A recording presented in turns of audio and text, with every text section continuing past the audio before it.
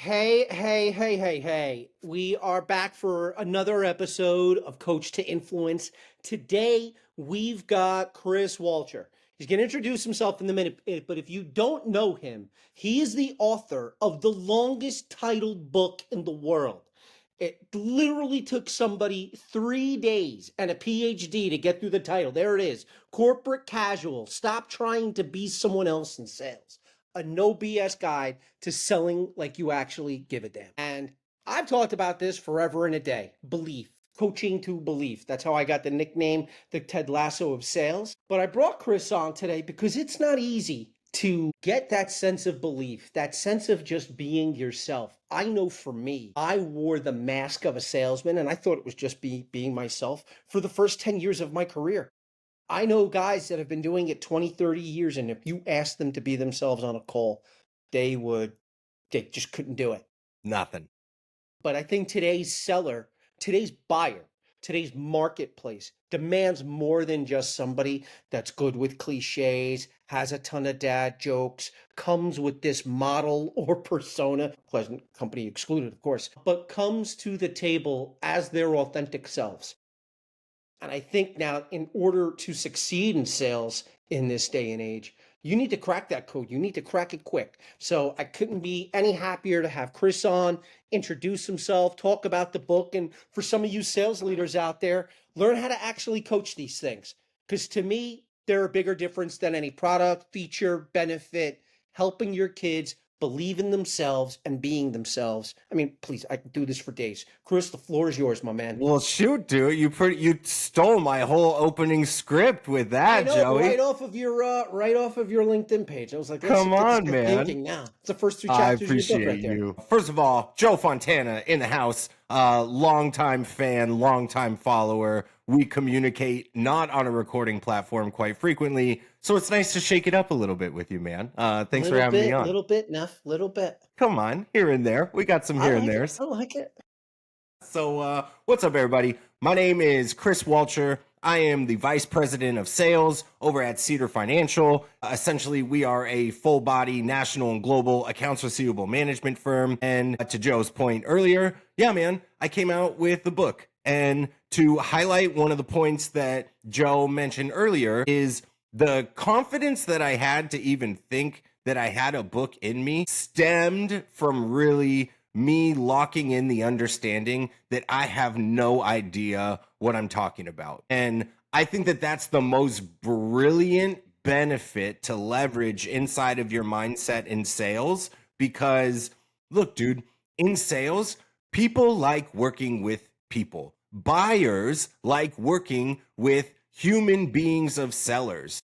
And so I was just talking to my team internally the other day. The best thing that you could mention if you're in a hearty negotiation or a disco that's kind of going way over your head is, no, you're right. I'm not really sure of that response. That's like such a human answer. I'm not going to try and fluff or BS my way into, well, you know, if the algorithm and the point A and the B at 10x, I promise you, Joey, 10x for sure. Like we're far past the days of that type of sales approach. And look, man, truth be told, is there's really a small majority of sellers in the space right now who harness that authenticity, being genuine, being vulnerable. And so on one part, if you are one of those sellers, dude, sales has never been easier than it is today, because you got 99% of these AEs, SDRs, suit and ties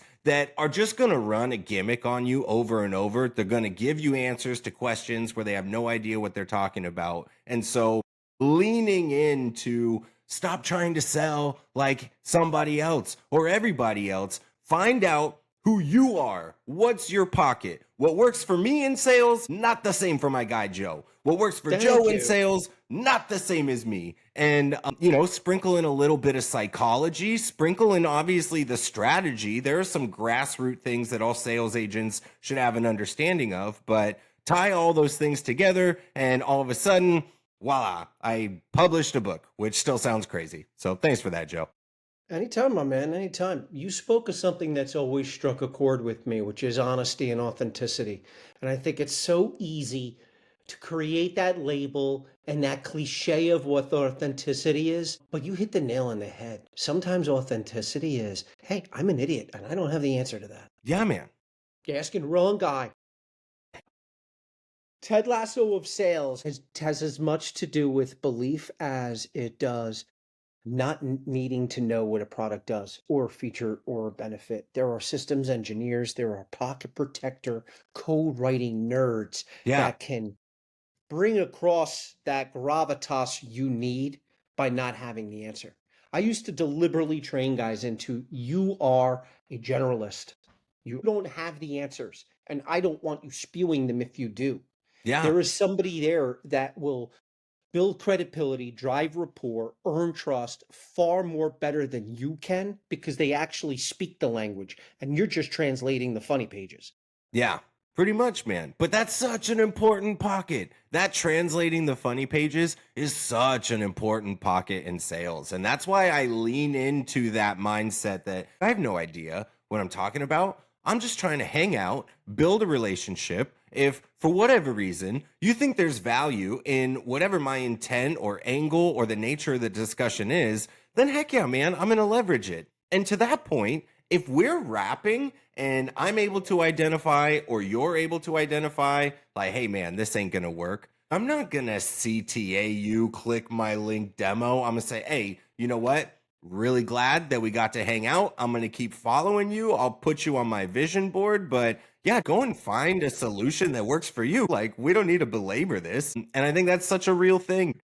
Yeah. And here's the thing that used to be the currency of the day when I got started 30 years in. It was about the conversation that you Get had, the about sale. developing the trust that built the relationship that got you the deal, be it a one call close like I started on Wall Street or those complex first generation tech deals where you didn't have the luxury of LinkedIn to tell you that Chris's favorite color is blue and he just had a baby and I know how to Yeah, resonate with this. It's you've got to go in and develop that stuff from scratch. for sure, So bro. I You were love that. living in payphone phone book. Like that's what those days were, man. People ask me all the time, "What's your first tech stack?" Tech stack? I put my computer on top of the phone book. I was That gonna was my say tech stack. the My tech yellow stack were pages. index cards. The Glengarry Glen Ross index cards. They had them. Walked on Wall Street, there were a guy would come around, you'd see them, the full page, That's right, man. unperforated, You get the new and one every 6 months, and that's the here gold you mine, baby. go. We're Like getting if to you work. just got one of them, because here's why they were called Glengarrys. You had to A, do your homework, B, perform, be consistent, because a Glengarry sheet could buy you a Ferrari. Yeah, One guy changed, like, that was sales in a nutshell. just 500 wild. no's, 50 conversations, 5 yeses. Yeah, And then you had to go back the next day and do it all over again. And it's funny because to me, I think being able to coach a team that learns to believe in themselves, and maybe even before believing themselves, just being themselves is the hardest thing a sales leader could ever do. yeah. I could No, teach you I features, agree. I could teach you benefits. We could blast through objections. He does this, you say that. He blinks like this, you do this. He says jump, you say how high. But like to coach, start a conversation with the guy like he's your Yeah. brother. No, man, I think that you hit the nail on the head. And that's something that I want to pivot and jump into is just outside of sales acumen is I'll give you the cliff notes. Before I got into corporate America, I was blessed with the opportunity. I've always been a fan of soccer. I was blessed with the opportunity to coach the women's soccer team at Cal State Northridge University, CSUN in Southern California. It was awesome. I had always played soccer. I coached a little bit in high school, but now I'm at this collegiate level. And so what did I do? I walked in like I was a professional sports team coach of the MLS or the English Premier League. You know, my stuff didn't stink. And it took about a week and a half of practice for every single athlete on that team to absolutely hate me. They hated me. I could tell Just a because they week? told me to my face. Yeah, I know. Ah, I did pretty good, right? yeah. So here's what I did, and this was the biggest lesson that I translated over into sales leadership is A, I acknowledged that they hated me. I wasn't trying to rebuke or come up with any excuse. So I said, hey, ladies, I'm going to go sit at whatever, the lunch table for 5 hours. And I know you guys have classes. You come to me and you can come in groups, you can come by yourself. And I just want you to come and essentially sit down and roast me. What do you not like about the approach? What do you like about the approach? Is the strategy wrong? And they did. And that was the coolest thing. It was the worst 5 hours of my life, but it was the coolest thing that could have ever happened to me, because my rules for sitting at that table were, I'm not going to give an excuse. And some I had excuses for. I'm not going to discredit their opinion of me. I was just going to listen. And ultimately, what I learned the most is that in order to get the best out of people, you need to coach people. And having an understanding of people means that if I scream at her, well, that might light her up and she's going to hit the pitch and just be a baller. But if I scream at her, I'm going to completely deflate her. I'm going to lose her for the rest of the game. So perhaps I need more of a softer tone, motivational, like, hey, man, be a goldfish. Goldfish, 10-second memory, and then you're back on the pitch. Hashtag shout out to a quote at Ted Lasso. And so the biggest takeaway is understanding man management with your team. And that golden nugget is really what was the catalyst of my now sales leadership career, where, look, I know a ton of VP of sales, and some of these guys are so smart and they probably have an epic strategy that's worked time and time again. I'm hiring people on my team who are smarter than me. That's what I need. Oh, it's not me going into a huddle or into a leadership meeting and saying, all right, you guys got to do this, and then this is what the email sounds like. It's I drive leadership with curiosity. I give my subject matter experts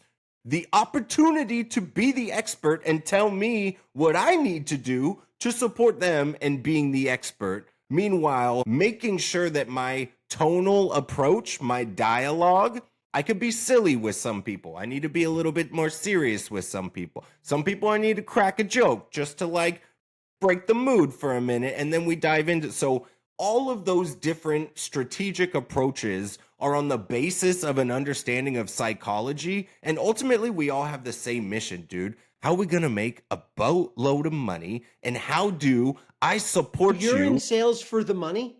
I mean, Wow, you got yes. real And if nervous. you're not, you're in Yeah, the wrong industry, baby. But yeah, man, I went, that was a little belabored. But yeah, dude, it's sales leadership is all about man management and leading with curiosity instead of having all the answers. So how do you help teams appreciate that? Because a lot of times they expect you to have all the answers.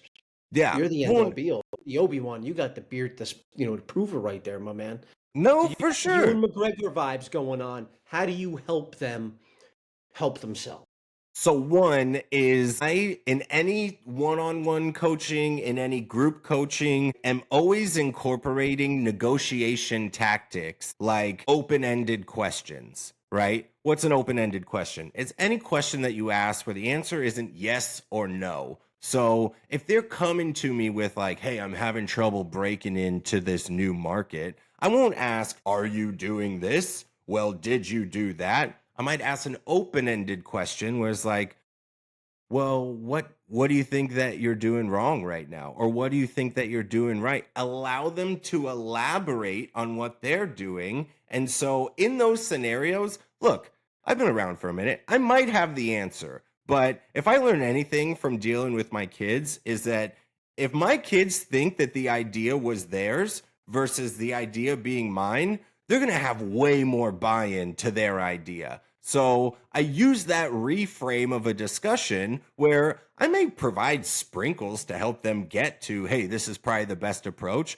But when they walk out of there, they're going, I'm the subject matter expert. I found this idea on my own. And now we're going to go ring that commission bell, baby, and bring it home. Why do I even need that guy Chris to begin with, man? Yeah, dude, exactly. Exactly, man. Listen, the good reps, they think that because they don't really appreciate how subtle the questions solve the day. I mean, really, it's a continuation of sales itself. Good sellers are asking the right questions. They're forging what it takes to build that trust, and the same has to apply to your people. I would say for any seller that's about to take over a team, treat coach them like clients. Yeah. Honestly, to be fair, that's what the approach is. And like, we can even get super deep into the weeds, right? So, first, the understanding, we'll take it all the way back to high school science or bio class. There's two types of people psychologically. You've got emotional, right brain people, you've got analytical, left brain people. Just having that comprehension on what type of personality you're with has to be a major catalyst on what your approach is. Whether I'm talking to a teammate or whether I'm talking to a prospect, if I know that I'm talking to someone who gets fired up on more of the emotional storytelling bit, well, then I'm telling a case study. I'm making this story an adventure with the rise to the climax to the resolution because that's how I'm going to fuel them. They like a good story. But if I'm talking to somebody who's analytically driven, then baby, I'm busting out the numbers. I'm doing the 1, 2s, and 3s, the X, Y's, and Z's to show them and paint the picture analytically that hey, this is the best way to drive forwards, right? So it can't be a one size fits all approach. And you gotta have that understanding of the personality, the unique human being that you're working with. How dare you ask somebody to do research on a prospect? How dare you, Chris? Right, right. No, but actually, that's my favorite part, dude. I love some good prospect research, baby. You already Yeah. know. I get into the weeds. Listen, man, it's what separates pros from pretenders.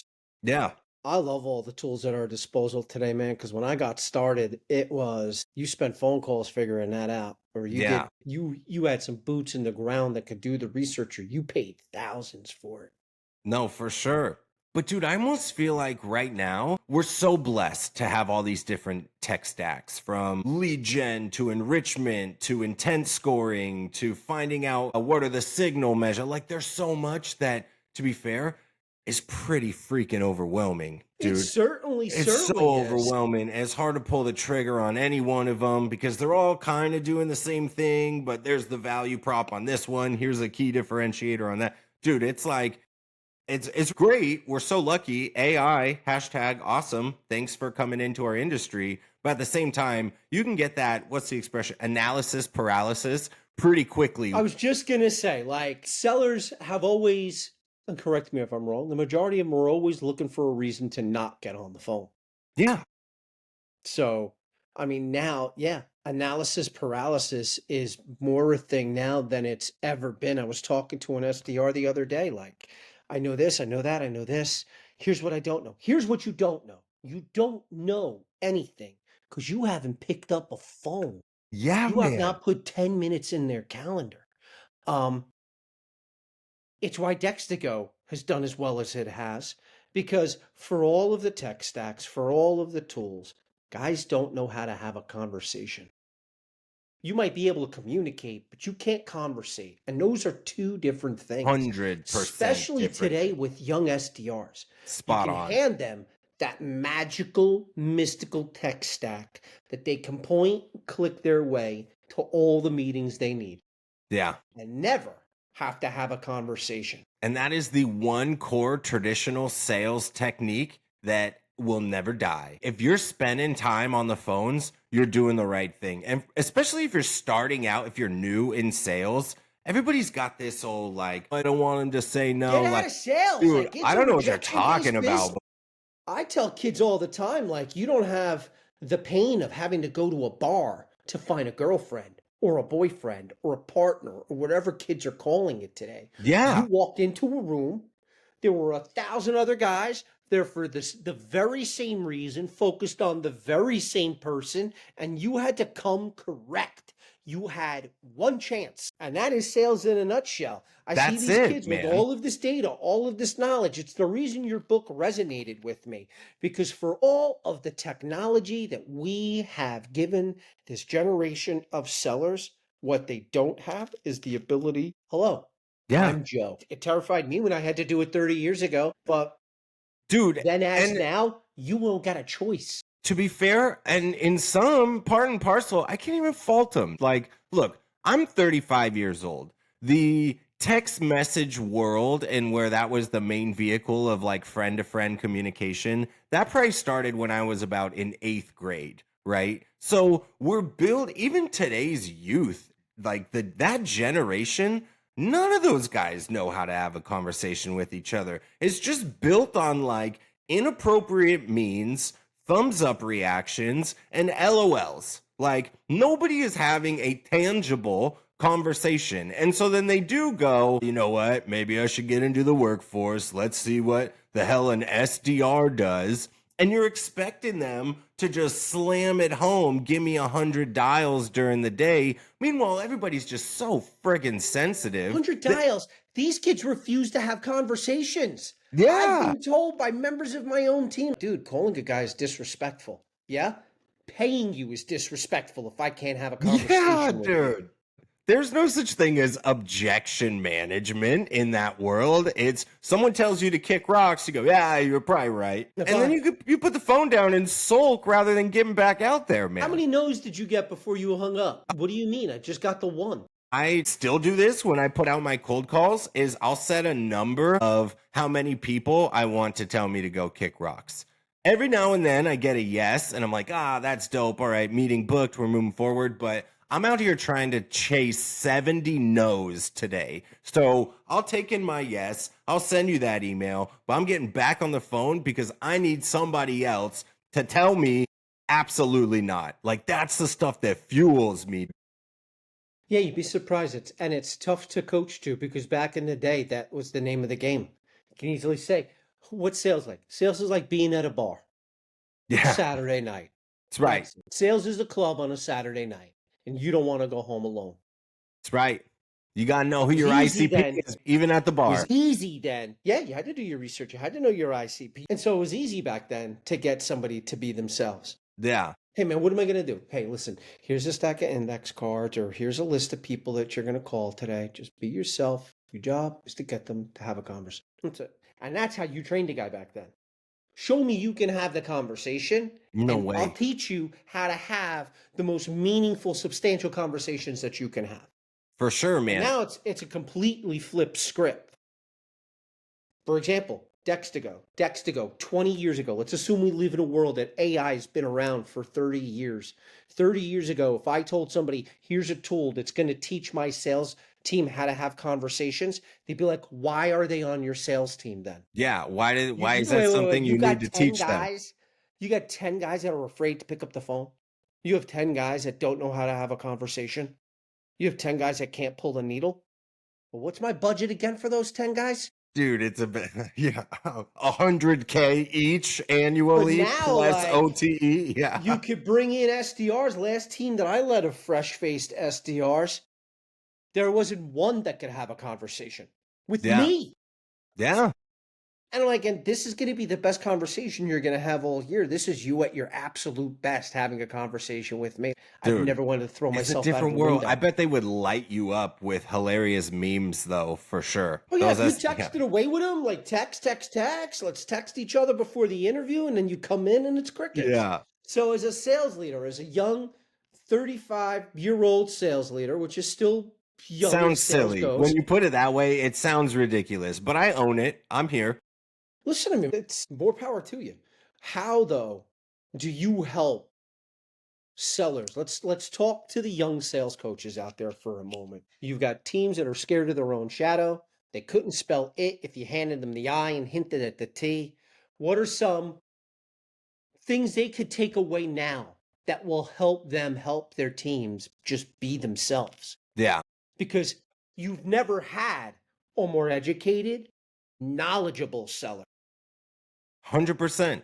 100%. Great question. So there's a couple things. First, which I already mentioned, is your mindset shift. Like you got to go in expecting to hear no. And if you're thinking that everybody's just going to say yes, this ain't the game for you. So change your perspective on what you're shooting for new sellers. I always say fail forwards, fail often, fail daily. And every time you fail, take a little nugget from what you think you could have done different, and then have this Rolodex of a ton of things that you failed in. And on the other side, hey, I scored a meeting there. I actually got to contract. So now you've got this Rolodex of everything that you've done. Take your wins, understand your losses, and boom, that is how you stop being somebody else in sales and you come up with who you are as a seller. So that's the first thing. The second thing that I really drive into, not only for new sellers, for all sellers, is that like CTAs, click this link, check my you're triggering sales resistance over and over and over. And so you got to understand there's such a large crowd of sellers who are just spray and pray, not doing it right, just waiting for anything to stick to the wall. So the thing that I lean into with my younger sellers is, man, be curious. Lean into the I don't knows. That's why I'm asking you. Like, if you get the opportunity to rap with somebody who could be an awesome prospect for you, first thing is, I'm not talking about my service at all, dude. Unless you ask me about it, but I'm not going to share anything about what I'm up to until you open that door. Be curious, man. Like, dude, how are you guys doing that? Or shoot, you do that. Well, what happens when this happens? And all of a sudden, first of all, another psychological thing, people love to talk about themselves, right? So lean into that, dude. If you're talking to somebody, give them the microphone. Do not talk. Silence is probably the hardest trait to master as a sales agent. And then use those negotiation tactics. Like, here's one of my favorite ones, Joe. It's called mirroring. Mirroring is a tactic where you read it in the book. You know, it's funny. I was on a podcast earlier today. We spoke 30 minutes about mirroring. Okay, so you know. That familiarity are the most difficult words for me to pronounce in all the English language. Mirroring. No, it's a good one. For the listeners, real quick, what the heck is mirroring? Easiest concept ever. Essentially, you just repeat like the last 4 or 5 words that your prospect says to you in order to get them to elaborate. You mirror and then you shut up, dude. So here's an instance. If I'm talking about the money world and they're like, well, you know, we send 2 phone calls and an email in a month. And if they don't respond, we write it off. I'll say, you write it off? Write it off. Or 2 emails in a month. And then you shut up. Because now what they're going to do is they're going to elaborate and go, well, yeah, we only do that because I've only got 2 ladies in the accounting office. Their bandwidth is just absolutely stretched. If we increase, and you go, voila, there's my pain point. Well, that's why this whole thing is happening. So leaning into that curiosity, remaining silent, and just plugging in some of those like negotiation psychological tactics. Dude, it honestly has been a game changer for me. And so new sales, old sales, that is what I would recommend instantaneously you can do in your sales approach. Hands down. Nice. It's funny. I've been using mirroring for years. It actually is a great way to coach kids into that sense of awareness. Dude, with my own kids all the time. Yeah. They're my test subjects for this stuff. You know, another fun one, Joe, and I know you know this one, is the power of no. The power of no, another human psychology, whereas human beings are more confident in saying no than they are to saying yes to anything. Just saying no is way easier. There's no commitment. No, I'm not going to do that. Than saying yes. So how do I leverage or reframe a question where them saying no is them saying yes? Might be something like this. Joe, would it be crazy if I just slapped 30 minutes on our calendar for next week to talk about this in further detail? Would it be crazy, Joe? No, it wouldn't be crazy. Boom. Reframe. No commitment. Right? He's saying no. So, dude, I mean, there's so many fun tricks that you could play with. And you've got tons in that book. I love that trick. Because it is a classic play on back in the day when you needed to build that rapport. It was how many times can you get them to say yes? Get them in the practice of saying yeah. No. But just as psychologically successful as flipping that script and the power of the no. Because for real. It really sets them up for that yes conversation. Yeah, it sets them up for the yes conversation. It does. We're having so much fun. We've been doing this now for a minute. One more, and then you can kick me out of here. This one's fun. You'll love this one. No, I got tons of stuff. We could do this all day, my man. Let's go. Let me think. Okay, I got it. It is the accusation audit. You guys know about the accusation audit? So if you're a seller, right? And you're pretty sure that this guy isn't going to be buying anything that you're saying, you you dictate the reasons that he would say no before he gets the opportunity to. So you disarm whatever his objection was going to be. I'll give you an example. If I'm trying to sell some shoes to Joe, I would maybe start, and I know that he's not buying. I'll start with, Joe, you're probably going to tell me you've already got the best sneakers in town. You know, you're probably wondering like what the soles are like on this. The color combo doesn't even match. What type of outfit are you going to wear? You're probably thinking there is no way ever you're going to consider these pair of sneakers. Would I be crazy to make that assumption about what you're thinking, Joe? No. Boom. So now Joe doesn't even get the chance to tell me that these are the ugliest sneakers he's ever seen in his life because I already took that from him. Accusation on it. You are making some young seller 10 times better today. Dude, it's not just for selling, man. It's for talking to your spouse. It's for talking to your kids. It's for... What Are you is kidding? sales but nothing more than a series of conversations that brings somebody on a journey of life as it is to life as it can be. Yeah, man. And it is as simple as that. One day you'll have that epiphany. You'll be on the phone, young blood. It'll just come to you. It And, will. oh my God, I heard Chris Walcher say this and Fontana say that, and you'll just be you. And on that day, find either one of us. We'll open a bottle at your expense. We're going to be done. We're going to be I on a love yacht. when a seller, when you see it in their eyes, that conversation. And back in the day, you didn't have gong to hear the other end of it. Right. You just see it in their eyes, like, yep, my work here is done. Right? And God This guy is forbid on the you path actually to have a bit of believe. fun having a conversation with someone. Like, that's really the bridge that we're trying to get to. It's not all doom and gloom. Some of the coolest people, including Mr. Fontana, that I've ever met have been because of a conversation. Yeah. I mean, it's funny. Do you just have conversations with people in your network? Yeah, isn't that the whole point of it? Yeah. All right, so Yeah. we've been serious for a minute now.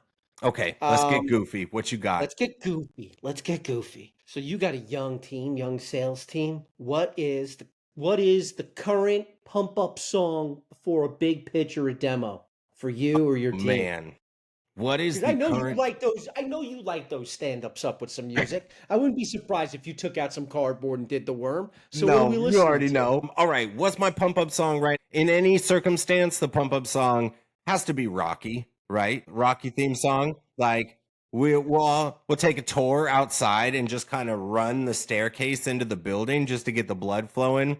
There It's we got to go. be Rocky. It just that's the mountain I'll die on. All right. I was gonna say if sales or sport, what position would you play? I guess we have you like midfielder, forward. Yeah, for sure. I want to be in the center, just distributing to everybody. Just, hey, let me fish it and you carry it home. Although I was a damn good striker. So if you need me up top, put me in, coach. So you've been selling from every place and everywhere. Most unusual place you've taken a sales call from? Oh, man. Most unusual place. I mean, dude, I've done at the dinner table. That's not so unusual. I'm trying to think, like, where have I've done sales call at like soccer practice with the girls, just out in the middle of a park. But yeah, I mean, I guess my answer to that is so boring. I take a sales call anywhere. I can be using the toilet. If you call, like, and I have that confidence because the basis is the relationship. So I got a great relationship with this guy. If he's hearing me just using the loo real quick, he won't mind. Let's get after it. Nice. I did mine 30 years ago. I was in the Marines, I was in the reserves, and I was away for the weekend and got a call. I was still selling stocks. Dang. And I called him. Like, I didn't think that we'd have to, like, guys were just laying around. So I just went to the barracks, picked up a phone, called him. And then 2 officers and a gunnery sergeant decided they were going to do an inspection right then and there. 2 guys come barreling my room, screaming at me. Client's like, what's up? I was like, I'm a Marine reservist. I'm about to get shot in the face. You need to buy my stock right now. Hang it up. Yeah. He's like, I'll buy it. That one beats mine, dude. That one I was like, beats gotta mine go for and get sure. screamed at, buy. Yeah, right. As I'm saying that, there's a guy pointing in my, like, down my throat.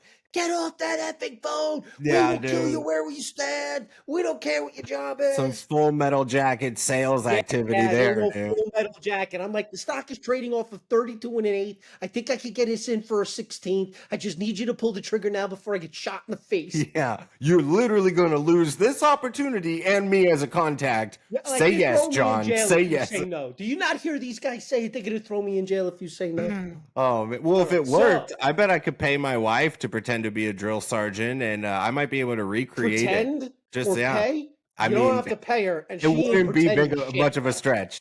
She'd be like, yeah. Oh, it's the role of a lifetime. That's All funny. right, final question. Most important one yet. Let's go. Who is playing you in the movie adaptation of Corporate Casual? I love that. Who is playing me in a movie adaptation? Gosh.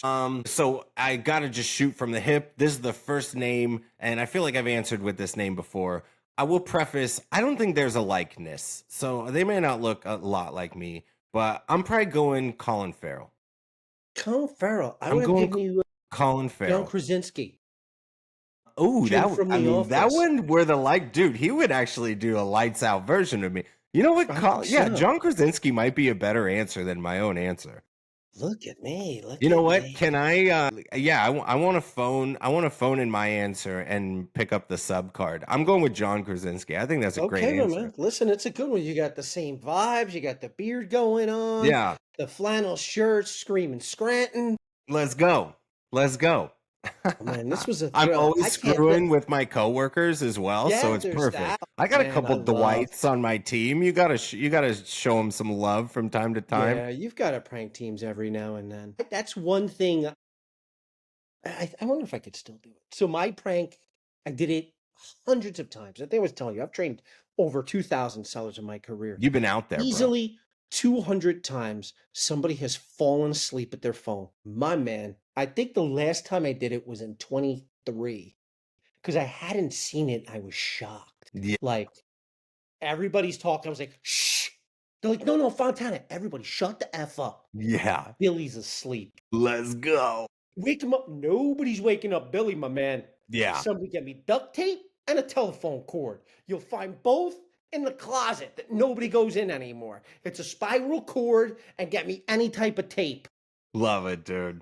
Love it. No, that's some stuff I would pull. I mean, I'm even going as far as telling everybody to leave the room. We turn off the lights, we change the clocks, and then you just wait for it to happen. They wake up, they think it's 9 p.m., lights are off, time is all bonked. You're just like, dude, this is the game. I used to do that to teams at sales conferences. Yeah, there you go, man. Of course. Come in the day before, it's like, hey, we're going to do a walkthrough, and I'd just be sitting there like, where's everybody been? Yeah. Where'd everybody go? Wake-up calls were changed, and our luggage didn't arrive. Love it, bro. Man, this has been an absolute thrill, Chris. You're one of my favorite people out there, Joey. I gotta tell you, say that to dude. all the boys. I didn't come here to blow smoke at you, but you really are, dude. You Inside certainly of the did, man. lunacy, there's a ton of value that I've scraped from you. I just appreciate every time that you and I get to go back and forth, brother. Oh, you make me blush. You make me blush. If you have not gotten your hands on Chris's book, I've read it cover to cover. He speaks the truth. He speaks the truth. Thanks, man. The journey of being yourself as a seller is probably the toughest journey you'll take in your sales career. Like I said earlier, there's guys that just refuse to acknowledge that they can be anything other than this persona that they've created for themselves. I lived with that same persona for years. Get your hands on this book. Start being yourself. Sales leaders, start coaching reps to be themselves. Yes, man. Yes, dude. I mean, your job gets exponentially easier. Let's. Chris, thanks again, my man. Cannot thank you enough. Get your hands on the book. Follow him on LinkedIn and think of him when you're listening to Eye of the Tiger. That's right. That's right. Let's get it. Joey, I'll talk to you soon. Thank you for everything, brother. Thank you.